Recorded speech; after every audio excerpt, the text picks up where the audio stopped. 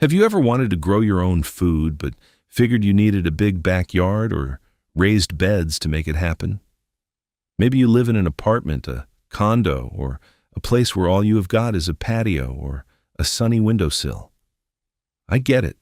And here's the good news. You do not need a garden at all. After growing food in containers for over 2 decades, I have found 12 store-bought vegetables that you can regrow in pots and containers right where you are. Stick around for number 11, because it is one most people have no idea you can grow in a container. And I have got a bonus tip at the end that is going to make your container vegetables absolutely thrive. First up on our list is green onions. And if you are new to regrowing vegetables, this is the place to start because it is nearly impossible to fail. Grab a bunch of scallions at the grocery store, use the green tops for cooking, and save the bottom inch or two with the white root base still attached. Now here's where the container magic comes in. Take a small pot, even something as simple as a used yogurt cup with a drainage hole poked in the bottom.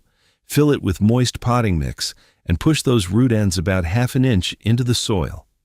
Place the pot on a sunny windowsill or a bright spot on your patio.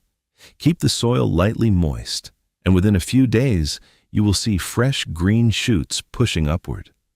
The beauty of growing green onions in a container is that you can snip what you need, and they just keep growing back. A single 4-inch pot can hold 4 or 5 root ends, giving you a constant supply of fresh scallions without ever needing garden space. They grow in USDA zones 3 through 9, but honestly, do great indoors year-round as long as they get decent light.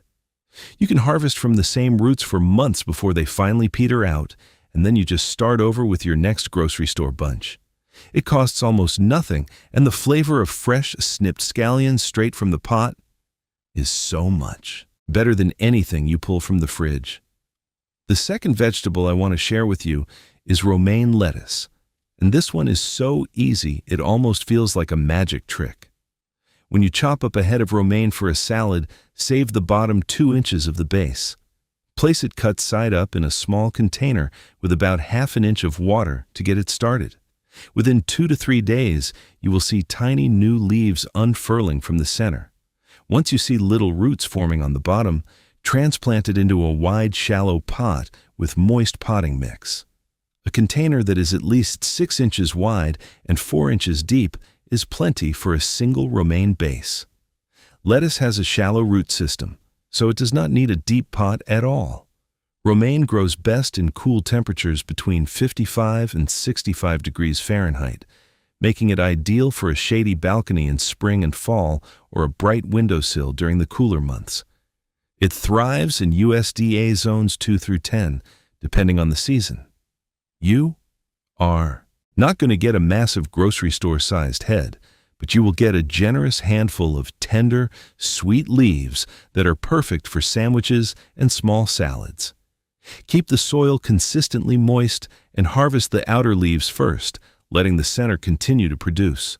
One romaine base in a simple pot gives you weeks of free salad greens with 0 garden space required. Number 3 is a personal favorite of mine, and that is celery. Most people chop off the celery base and toss it in the trash without a second thought. And that is a real shame because celery regrows beautifully in a container.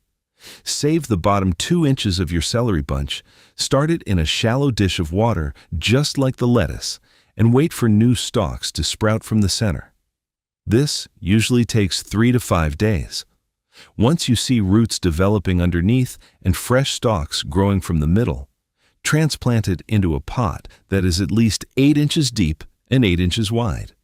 Celery has a moderate root system that needs a bit more room than lettuce. Use a rich, moisture-retaining potting mix and keep the soil consistently damp. Celery is a thirsty plant, so do not let that container dry out. It prefers cool conditions and does well in USDA zones 2 through 10. A spot that gets morning sun and afternoon shade works perfectly, especially if you are growing on a warm patio or balcony. The regrown stalks will be thinner than store-bought, but the flavor is fantastic, sometimes even more concentrated and aromatic. You can continuously harvest the outer stalks while letting the inner ones keep growing.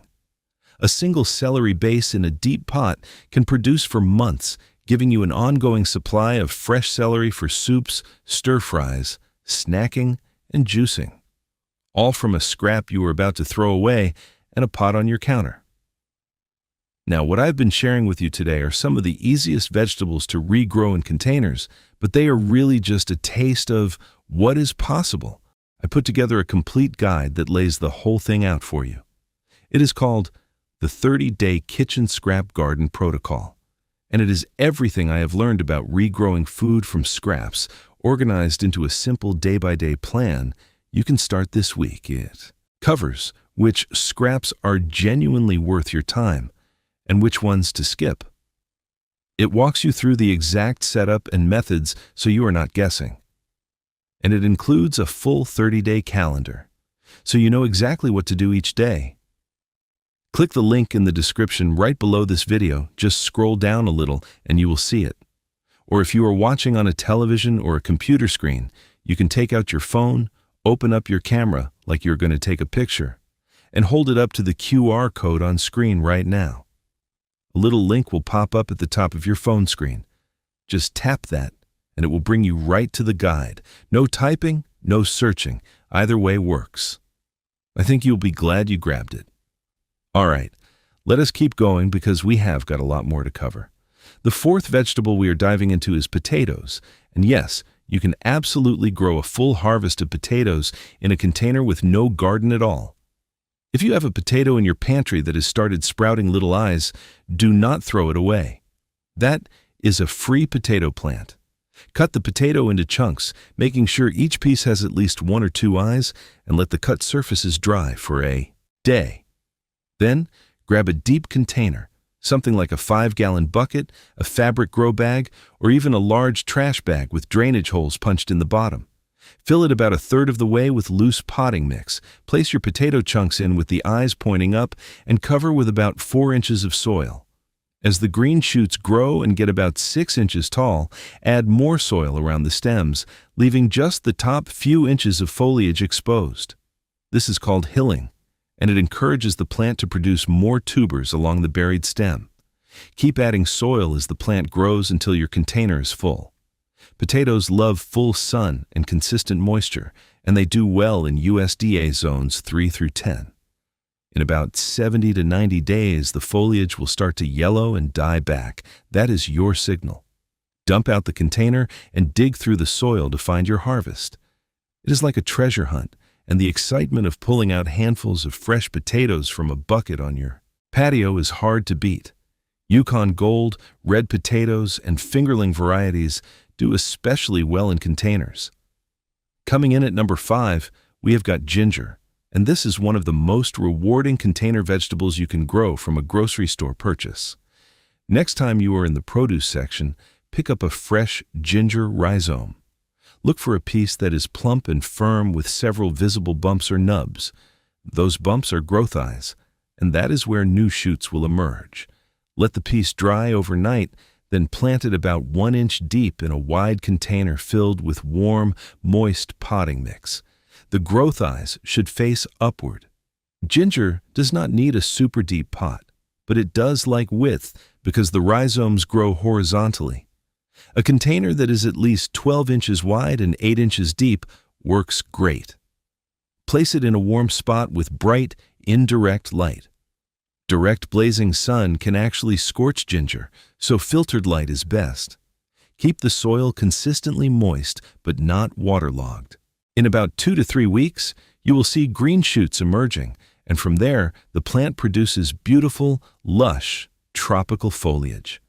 Ginger is a slow grower, taking about 8 to 10 months to reach harvest, but the wait is absolutely worth it.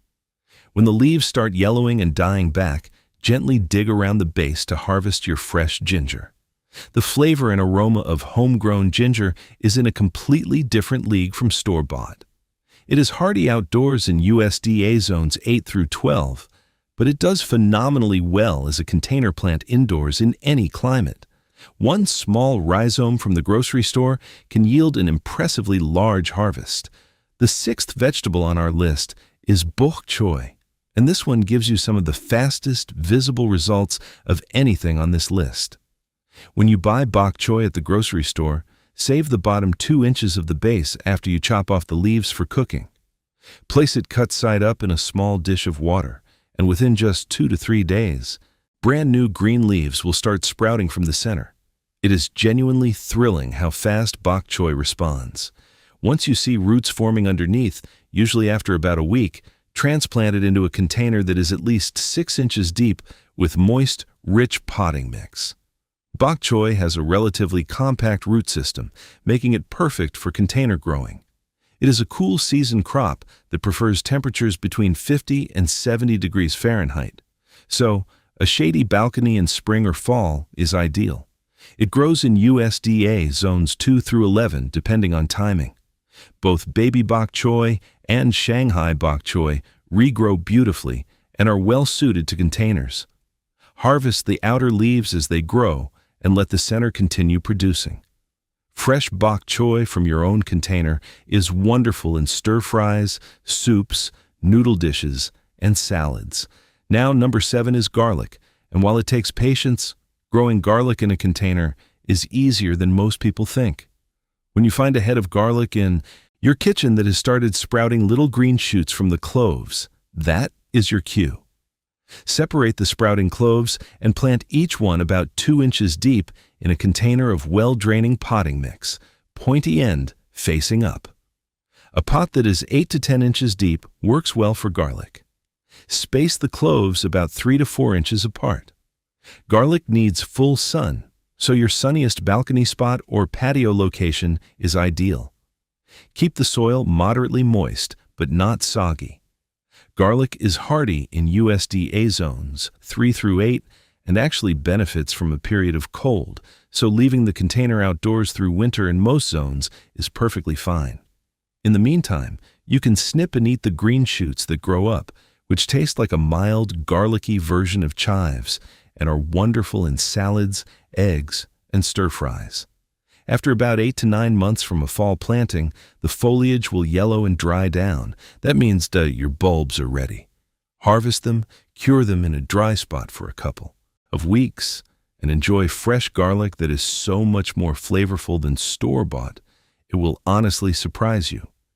Each clove becomes a full new head, so one sprouted head of garlic gives you 8 to 12 new heads in a container with no garden.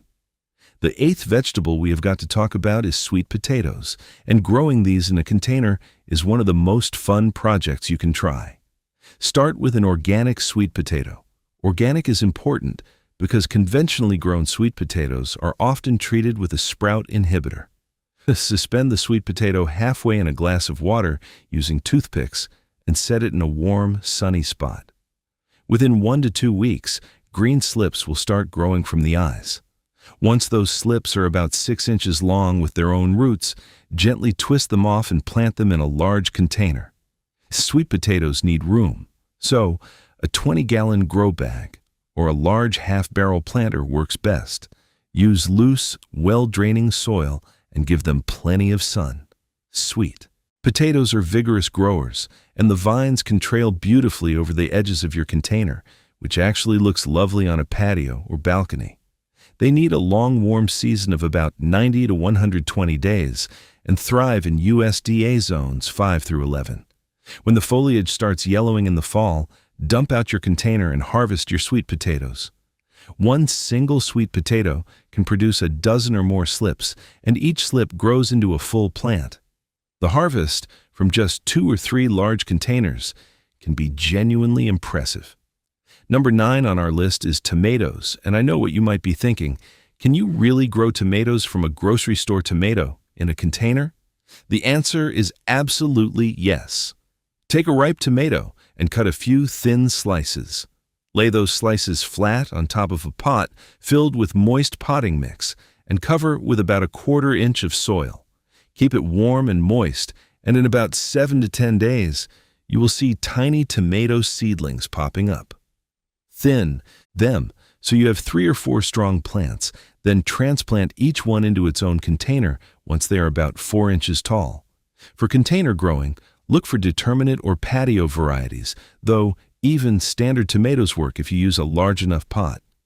A 5-gallon container is the minimum, and bigger is always better for tomatoes. They need full sun, at least 6 to 8 hours per day, and consistent watering. Add a cage or stake for support. Tomatoes grow in USDA zones 3 through 11 during the warm season. Growing tomatoes from store-bought tomato seeds in a container on your patio is one of the most satisfying things you can do as a home grower. The time from seed to harvest is about 60 to 80 days, depending on the variety, and there is nothing in the world like a sun-warmed tomato you grew yourself. Coming in at number 10, we have got peppers, and the process here is very similar to tomatoes. Next time you cut open a bell pepper, jalapeno, or any pepper variety, save some of the seeds from inside. Spread them on a damp paper towel, fold it over, place it in a bag, and keep it in a warm spot. Seeds usually germinate in 7 to 14 days. Once sprouted, plant them in small pots and give them plenty of light. When the seedlings are a few inches tall, transplant each one into a container that is at least 3 gallons, though 5 gallons is better. Peppers love warmth and full sun, and they are actually ideal container plants because they stay relatively compact. They grow well in USDA zones 4 through 11 during summer and produce prolifically in pots. A single bell pepper contains enough seeds to start dozens of plants. Hot pepper varieties like jalapenos and habaneros do especially well in containers and are expensive to buy at the store, so the savings add up fast. Keep the soil evenly moist and feed with a balanced container fertilizer every couple of weeks during the growing season. You will be harvesting fresh peppers from your patio all summer long. The 11th vegetable on our list is lemongrass, and this is the one I mentioned at the start because most people have no idea you can grow it in a container, but it absolutely thrives in one. Find lemongrass stalks in your grocery store's produce section, usually near the specialty or Asian vegetables. Look for stalks with the thick base still intact. Trim the tops down to about 6 inches, peel off dry outer layers, and place them base down in a glass with about an inch of water. Within days, you will see green shoots and white roots forming. Once the roots are a couple of inches long, plant the stalks in a large container, at least 12 inches wide and 12 inches deep. Use rich, moist potting soil and place the container in the sunniest spot you have. Lemongrass is tropical and loves heat, humidity, and full sun. It is hardy outdoors in USDA zones 9 through 11, but here's the beauty of container growing. In cooler zones, you simply bring the pot indoors before frost and set it near a bright window for winter. Move it back outside when warm weather returns. A single grocery store bundle of lemongrass can turn into a big, gorgeous, fragrant clump in one season. Fresh lemongrass from your own container is incredible in soups, curries, teas, and stir-fries. The 12th and final vegetable on our list is turmeric. And if you have already grown ginger in a container, turmeric is going to feel very familiar. Look for fresh turmeric rhizomes at the grocery store, usually in the organic or specialty section. They look like smaller, more orange-tinted versions of ginger. Choose pieces that are firm with visible growth buds. Plant them about 1 inch deep in a wide container with warm, moist potting mix, buds pointing up. Just like ginger, turmeric prefers width over depth, so a container that is at least 12 inches wide is ideal. Keep it warm, around 70 to 80 degrees Fahrenheit, and consistently moist. Shoots will appear in about 2 to 3 weeks, and the plant produces absolutely beautiful, broad, tropical foliage. Turmeric is hardy in USDA zones 8 through 11, but does wonderfully as an indoor container plant in any climate. After about 8 to 10 months, the leaves will start to yellow and die back. That is harvest time.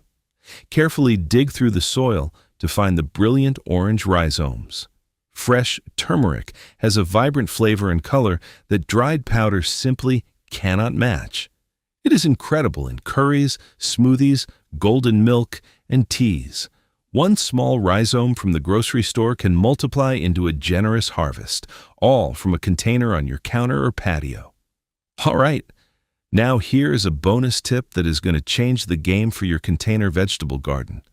The single biggest mistake people make when growing food in containers is using garden soil or cheap topsoil instead of a proper potting mix. Here's why that matters. Garden soil compacts in containers. It squeezes out air pockets, suffocates roots, and holds too much water, which leads to root rot. Your vegetables end up sitting in a dense, soggy brick instead of a light, airy, growing medium. What you want is a quality potting mix that contains a blend of peat moss or coco coir, perlite, and composted bark. That combination holds moisture while still allowing air to reach the roots and excess water to drain freely. If you really want to take it up a notch, mix in about 20% perlite by volume to any store-bought potting mix. That extra perlite dramatically improves drainage and aeration. Your container vegetables will root faster, grow stronger, and produce significantly more food. It is a simple switch that makes an enormous difference. And once you see the results, you will never go back to heavy soil in your pots again. Thanks for sticking around to the end. If you want to stop guessing and start a scrap garden that actually keeps producing week after week, I would really encourage you to check out the guide I put together. It is called the 30-Day Kitchen Scrap Garden Protocol, and it is everything I have learned about regrowing food from scraps, organized into a simple day-by-day plan you can start this week. It covers which scraps are worth your time and which ones to skip entirely. It gives you the exact setup and method so nothing goes to waste. And it includes the full 30-day calendar with daily tasks so you always know what to do next. There are 2 easy ways to grab it. The first is to click the link in the description right below this video. Just scroll down a little and you will see it. The second way, if you are watching on a television or a computer screen, is to take out your phone, open up your camera like you are going to take a picture, and hold it up to the QR code on screen right now. A little link will pop up at the top of your phone screen. Just tap that, and it will bring you right to the guide. No typing, no searching. Either way works. I think it is the best investment you can make in your kitchen garden this year. Thanks so much for watching, and I will see you in the next one.